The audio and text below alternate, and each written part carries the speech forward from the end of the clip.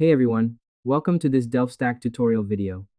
In today's DelphStack tutorial video, we'll learn how to fix Microsoft Roblox mouse glitch. Let's get into it. First, open your main computer settings menu. Click on the little window button at the bottom left of your desktop screen. Find the gear wheel icon that says Settings, and click on it.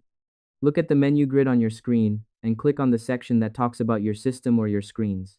Because your computer arrow controls are managed by the main operating system, not just the game itself. You have to open this menu so you can access the hidden dials that change how your screen tracks your hand movements. Without this step, you would just be twisting your hand around on your desk while the arrow stays stuck in the wrong spot. Next, change your screen text scaling. Click on the Display tab on the left side of your window, scroll down to the area that talks about scale and layout, and click the drop-down box.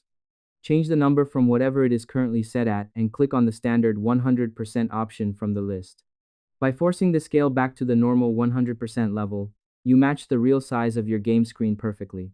It ensures your moving arrow does not get confused about where the edge of your window actually sits. Next, switch your game to full screen mode.